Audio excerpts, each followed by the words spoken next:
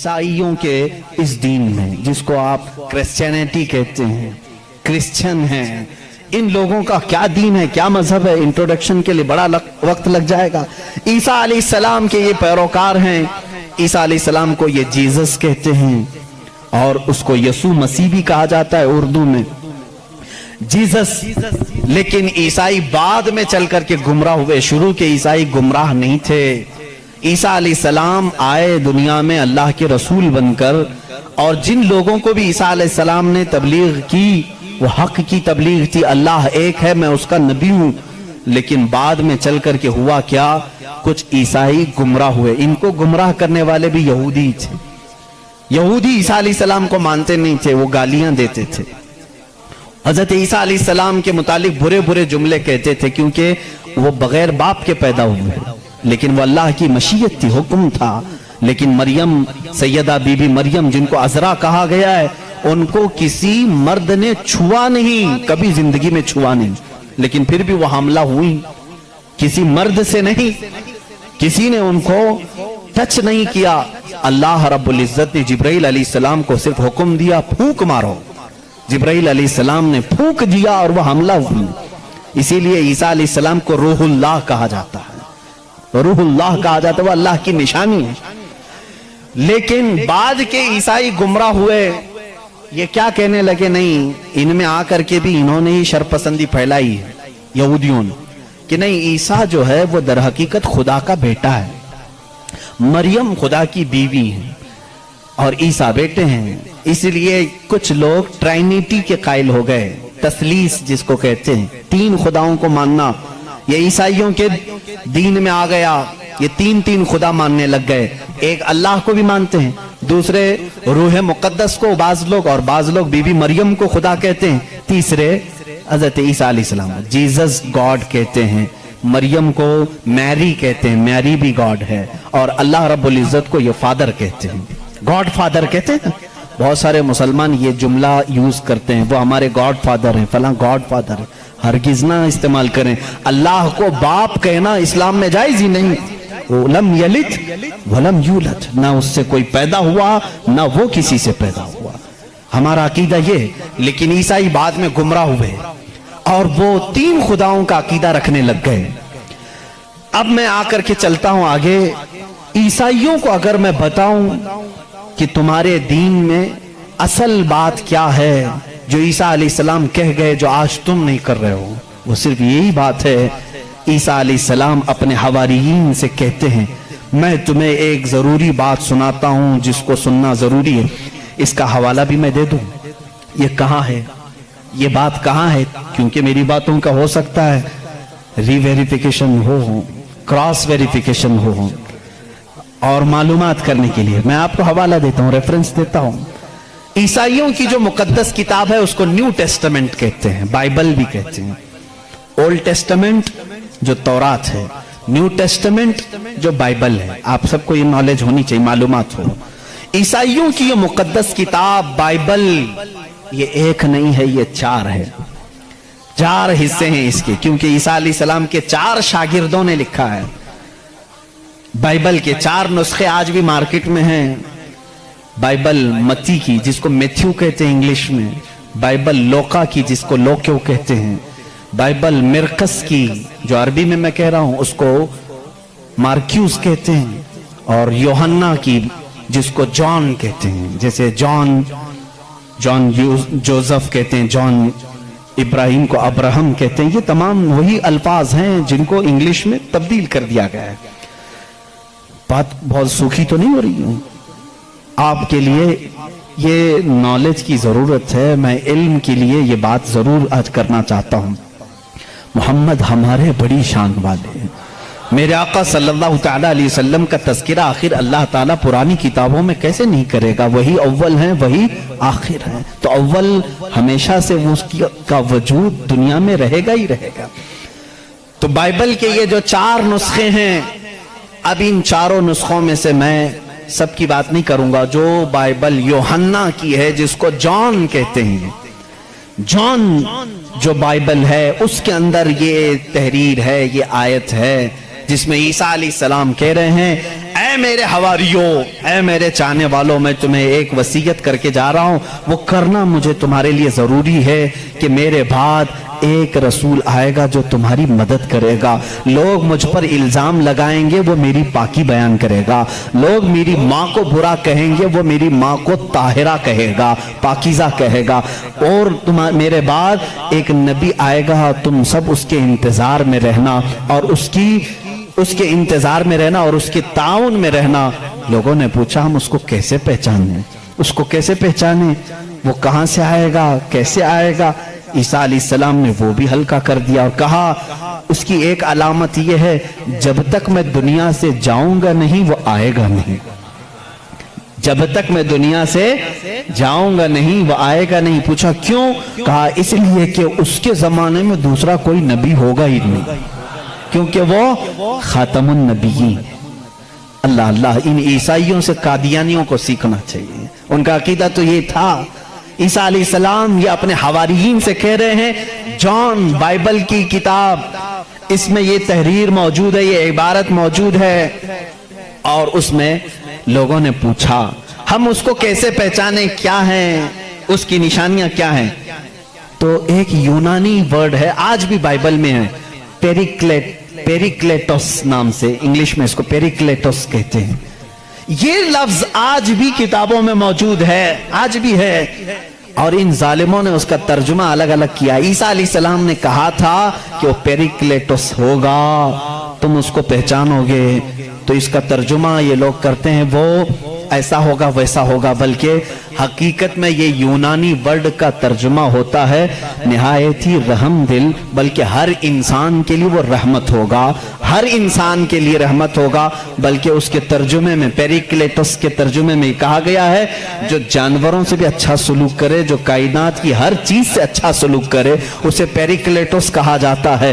اب اس کا مصداق قرآن کی آیت میں ہے وَمَا أَرْسَلْنَاكَ إِلَّا رَحْمَةً لِّلْعَالَمِينَ، اس رسول ہی کو اللہ نے رحمت کہا ہے، جس کو عیسیٰ علیہ السلام کی اس بائبل میں کہا گیا پیریکلیٹوس ہوگا، وہ رحمت ہوگا۔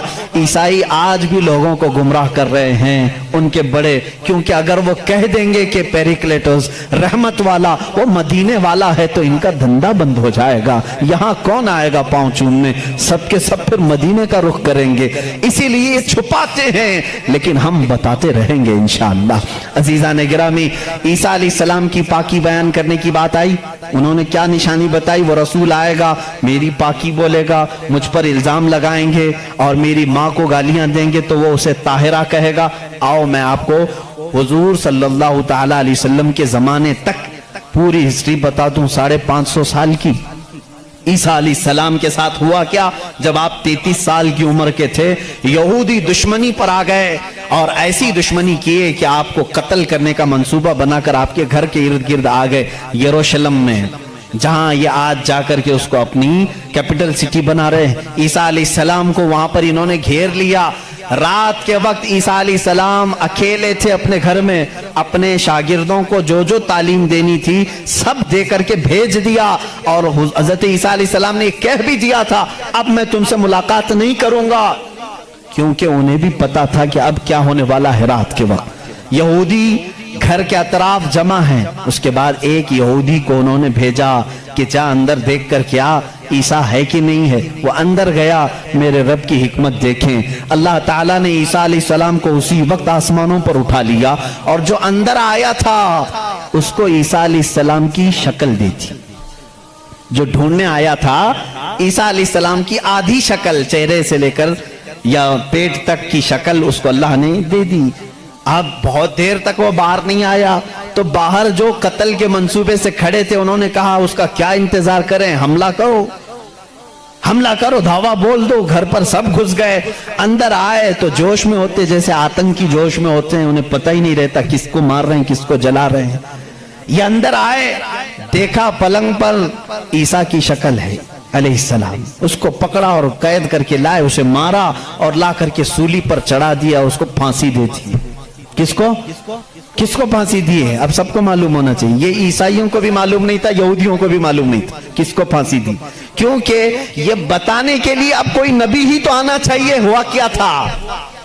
اندر گھر میں ہوا کیا تھا کون بتائے گا؟ یہودی جلدی سے پکڑ کر لا کر پھانسی تو دے دیے، لیکن بعد میں ان کو خود کو ٹینشن ہونے لگا کہ ہم نے عیسیٰ کو پھانسی دی تو ہمارا آدمی کہاں گیا؟ جس کو چیکنگ کے لیے بھیجا تھا وہ غائب ہی ہو گیا، وہ کہاں گیا؟ اور اگر یہ ہمارا آدمی ہے، کیونکہ نیچے سے ہمارا ہی دکھ رہا ہے، پیروں تک اللہ نے بدلا نہیں تھا، آدھی شکل اللہ نے عیسیٰ علیہ السلام کی دی تھی، نیچے سے دیکھنے میں تو یہ ہمارا ہی لگ رہا ہے، اور یہ اگر ہمارا ہے تو پھر عیسیٰ کہاں گئے؟ اسی ٹینشن میں معلوم ہے 500 سال گزر گئے، اس ٹینشن میں 500 سال گزر گئے۔ اب بیچارے عیسائیوں کو یہ بھی نہیں معلوم تھا، عیسائیوں کو کون بتائے گا؟ کیونکہ عیسیٰ علیہ السلام کے بعد سے لے کر ہمارے نبی تک بیچ میں کوئی نبی نہیں آئے، کوئی نبی نہیں آئے۔ عیسیٰ علیہ السلام کو آسمانوں پر جب اٹھا لیا گیا تب سے تاریخ شروع ہوئی، جو آج ہم تاریخ میں بیٹھے ہوئے ہیں 2021 میں، یہ 2021 سے پہلے کا واقعہ ہے۔ اب تاریخ وہاں سے شروع ہوئی، ٹھیک 570 سال گزر چکے تھے، عیسیٰ علیہ السلام کو آسمانوں پر اٹھا لیا گیا، جھگڑے چلتے رہے عیسائیوں کے اور یہودیوں کے، یہ ان کو قتل کرتے تھے، وہ ان کو قتل کرتے تھے، کئی بار بیت المقدس کو لوٹا گیا، کبھی عیسائی وہاں پر قابض ہوتے تھے، کبھی یہودی قابض ہوتے تھے، کیونکہ عیسائیوں کے لیے بھی مقدس تھا، یہودیوں کے لیے بھی مقدس تھا، لڑائیاں چلتی رہتی تھی۔ وہ عیسیٰ علیہ السلام کو گالیاں دیتے تھے اور ان کو کہتے تھے کہ وہ فلاں سے پیدا ہوا، فلاں سے پیدا ہوا، بی بی مریم کو زنا کی تہمت لگاتے تھے۔ عیسائی صفائی دیتے رہتے تھے، نہیں وہ اللہ کی طرف سے آئے تھے۔ بعد میں پھر ان کا بھی بگڑ گیا عقیدہ، نہیں اگر یہ بار بار کہہ رہے ہیں کہ عیسیٰ کے باپ نہیں تھے، کیسے ہو گئے کیسے ہو گئے، تو عیسائی بولنا شروع کر دیا ان کا باپ تو اللہ ہی تھا، خدا ہی تھا۔ تو یہ ان سے بچنے کے لیے اسی ٹینشن میں 550 سال چلے گئے۔ پھر میرے آقا صلی اللہ تعالیٰ علیہ وسلم تشریف لائے، جب مدینہ طیبہ میں آئے تو ان لوگوں کے جھگڑے دیکھے، مدینے میں عیسائی بھی تھے، یہودی بھی تھے، اور حیرت کی بات میں آپ کو بتاؤں، مدینے میں عیسائی بھی تھے، یہودی بھی تھے۔ کیوں تھے یہ لوگ پہلے سے یہاں پر؟